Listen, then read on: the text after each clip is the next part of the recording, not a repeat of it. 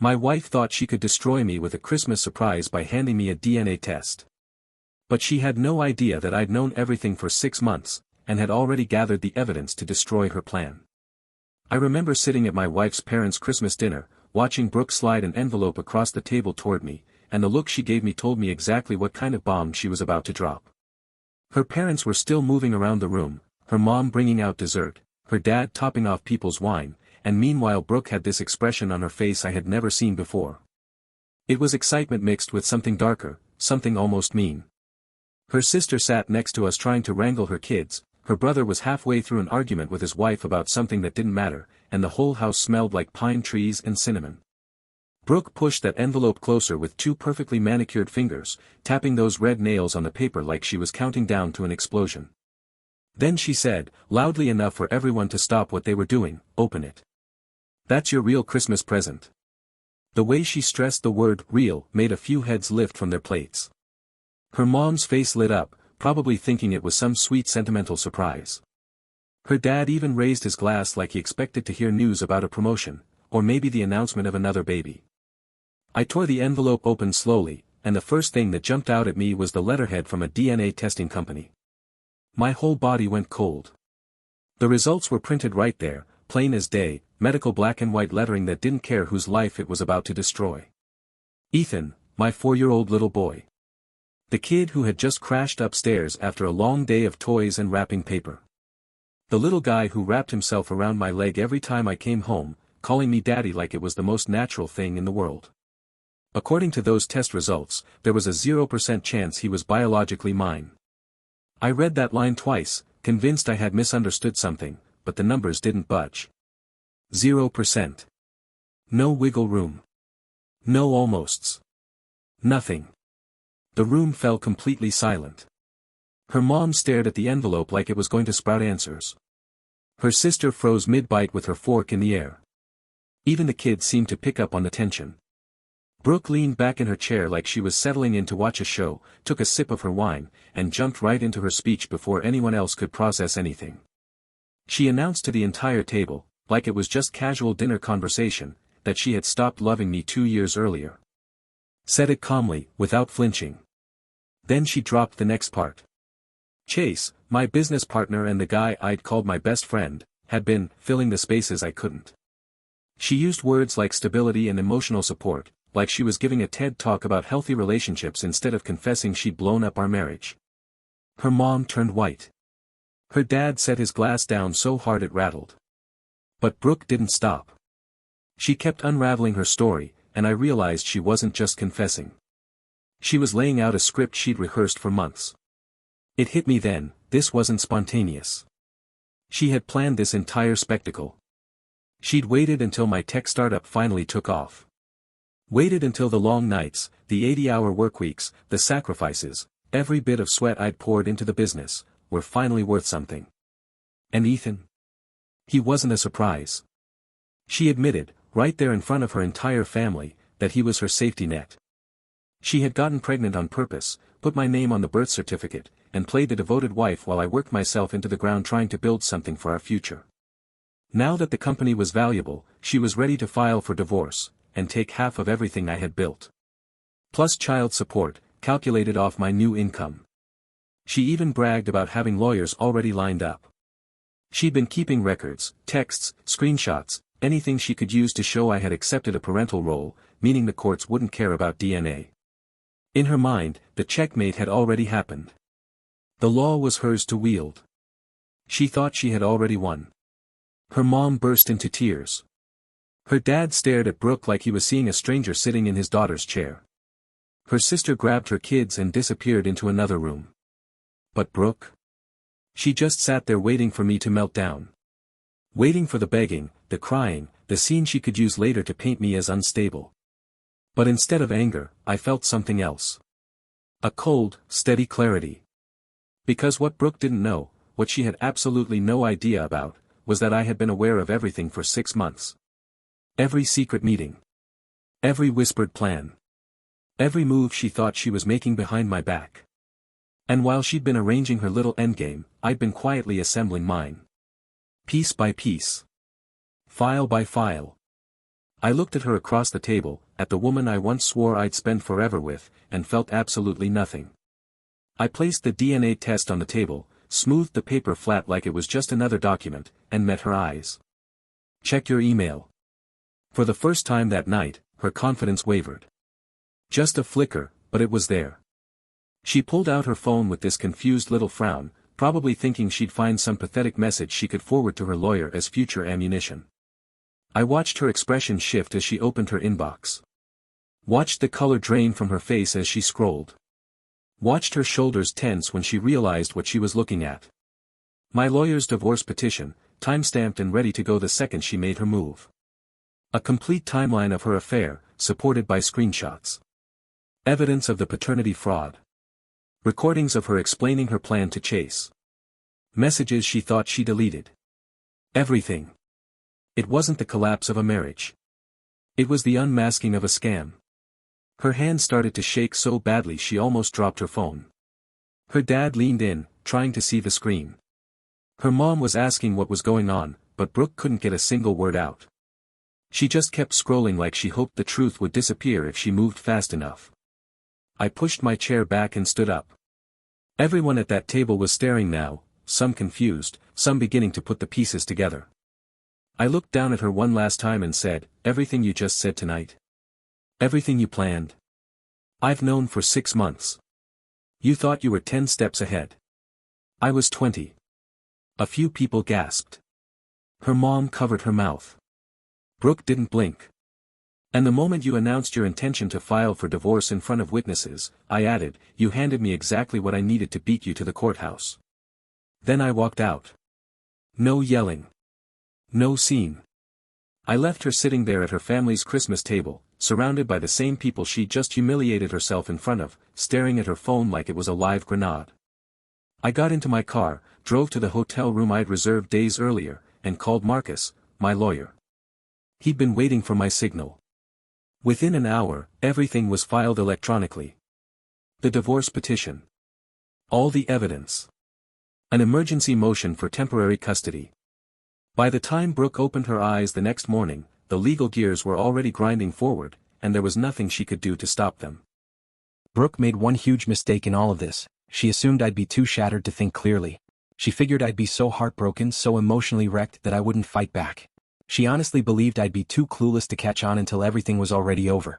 She'd spent years treating me like I was nothing but a walking ATM, and that smug underestimation was going to be the thing that destroyed her entire plan. Everything started unraveling about 6 months before that Christmas dinner. And it all began because Ethan got sick. It wasn't life-threatening, just a rough allergic reaction at preschool, but serious enough that his pediatrician wanted to run a full blood panel just to be safe. I took him in because Brooke claimed she had some urgent work meeting. Looking back, that should have been the first red flag. The nurse drew Ethan's blood, he handled it like a little champ, and afterwards I took him out for ice cream like it was any normal day. 2 days later, the pediatrician's office called and asked if I could come in to talk about the results in person. My stomach dropped the second I hung up. I walked in expecting to hear about some new allergy or something we'd need to manage long-term. The doctor shut the door behind her and looked uncomfortable. She started by assuring me that Ethan was perfectly healthy, no dangerous allergies, nothing major to worry about. Then she hesitated. She explained that when they ran the blood panel, they recorded Ethan's blood type, B positive. She said the issue wasn't with his health, it was that, according to their records, I was O positive and Brooke was A positive.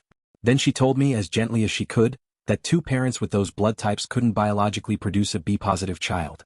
She made it clear she wasn't pointing fingers, just letting me know there was a genetic contradiction that couldn't be ignored. I thanked her, walked out to my car in a daze and just sat there. I didn't go home.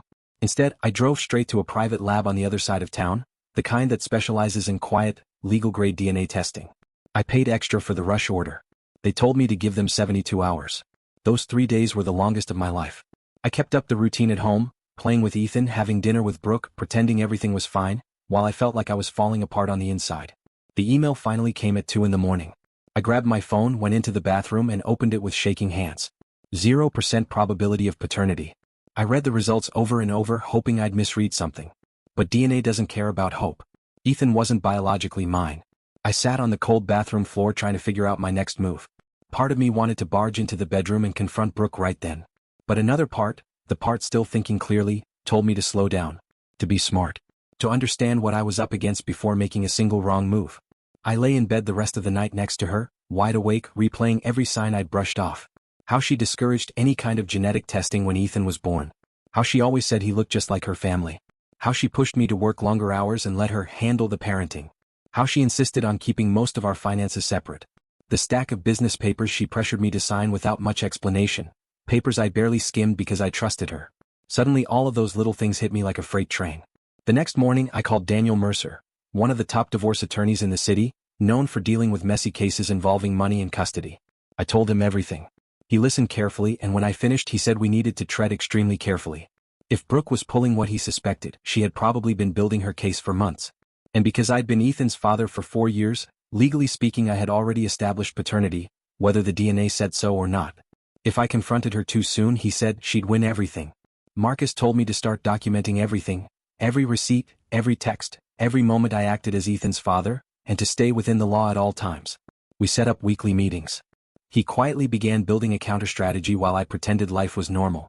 So I started keeping detailed logs. Every preschool pickup, every doctor visit, every toy I paid for, every bill I covered. I backed up our financial records. I saved every scrap of communication. For 6 months, I played the clueless, loving husband while collecting evidence behind the scenes. And Brooke had absolutely no idea. About 2 months into this quiet war, something happened that I never expected. Brooke's younger sister Megan called me, sobbing and barely able to get her words out. We met at a coffee shop, and she admitted she'd accidentally seen some of Brooke's messages. She felt sick, guilty, but she thought I deserved to know. Megan was always the decent one in that family. She handed me her phone. The screenshot said everything. Messages between Brooke and Chase that went back years, before Ethan was even born. They'd been together behind my back the entire time. And the worst part? The messages openly stated that Chase was Ethan's biological father. But it got darker. Much darker. There were messages where Brooke mapped out her whole playbook. How she was waiting for my startup to hit certain revenue marks.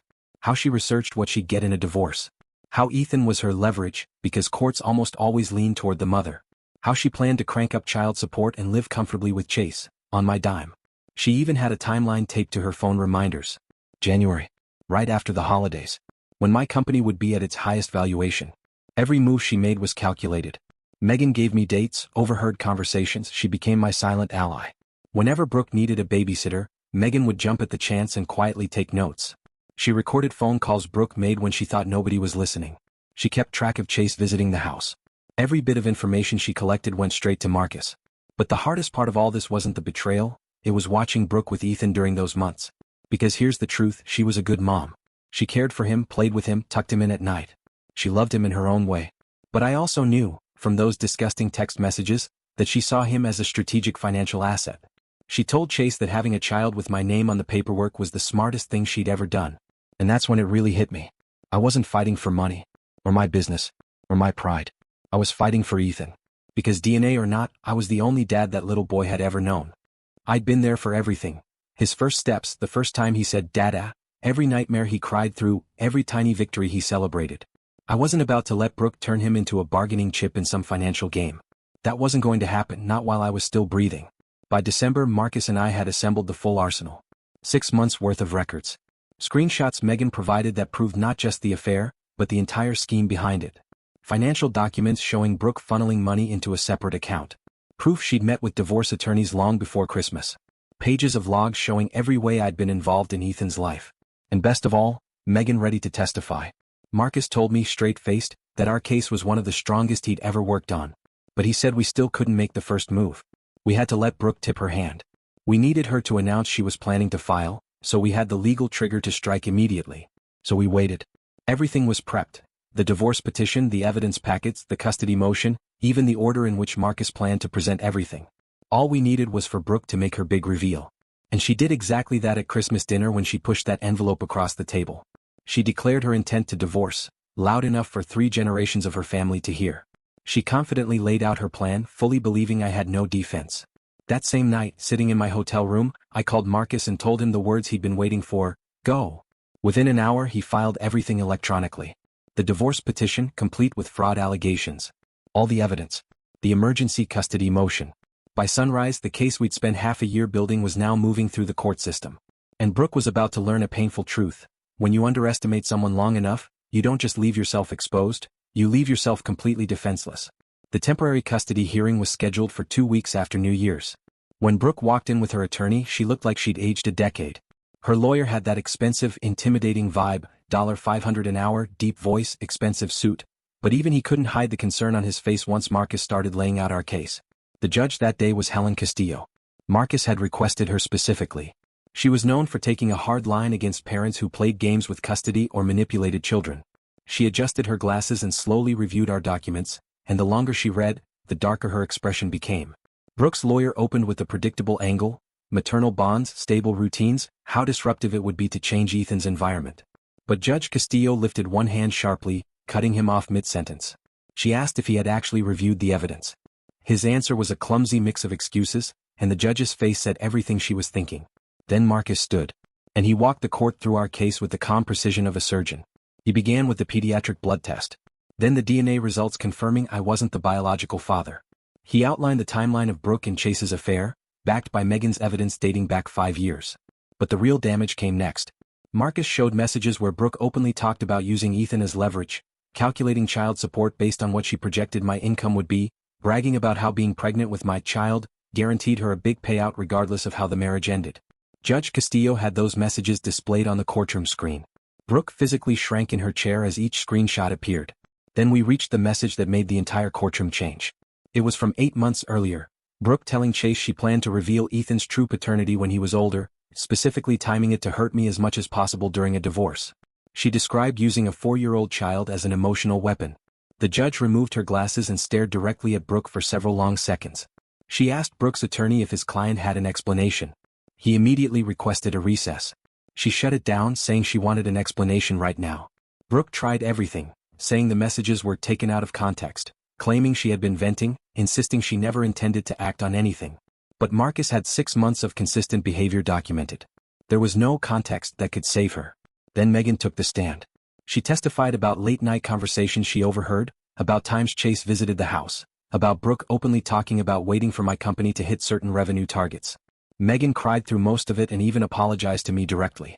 The judge asked her one question that seemed to echo in the room. Do you believe your sister's actions were in Ethan's best interest? Megan looked at Brooke, then quietly said, no.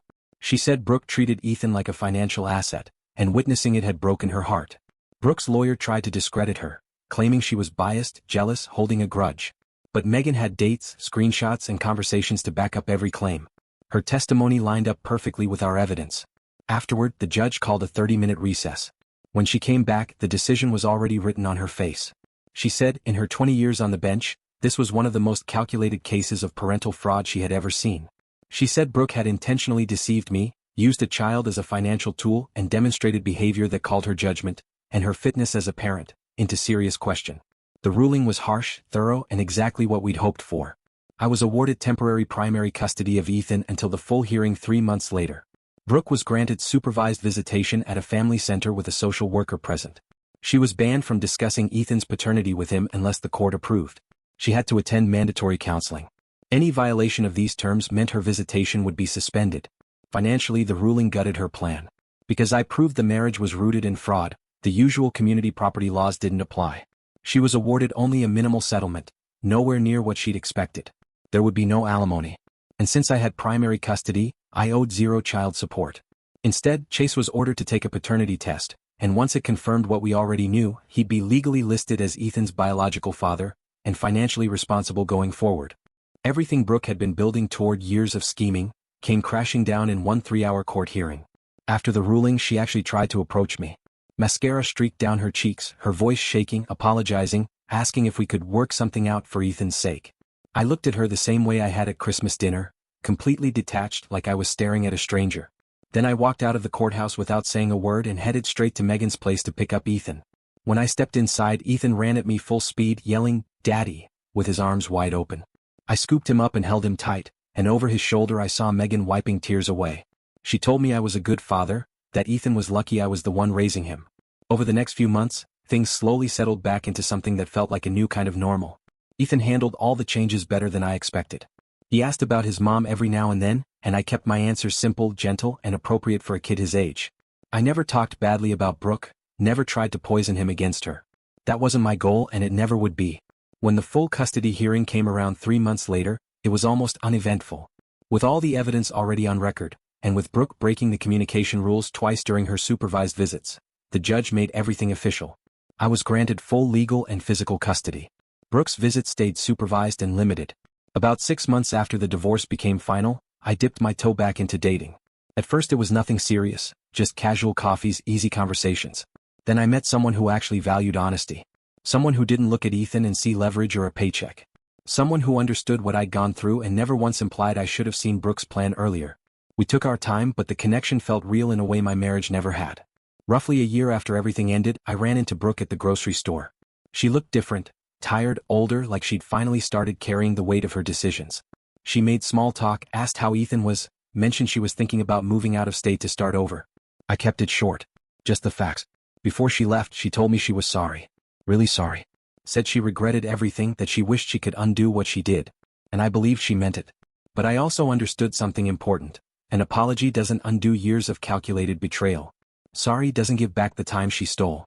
It doesn't erase the fact that she was willing to burn my entire life down for money. I told her I hoped she found whatever she was searching for. And I genuinely meant it. Not because I forgave her, but because I honestly no longer cared. She was no longer a part of my world.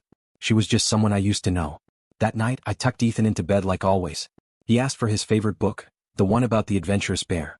Halfway through reading it, he fell asleep with his small hand wrapped around mine. I sat there watching him breathe, thinking about how close I'd come to losing him entirely.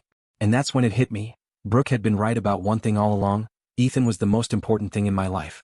She'd just been completely wrong about how far I was willing to go to protect him.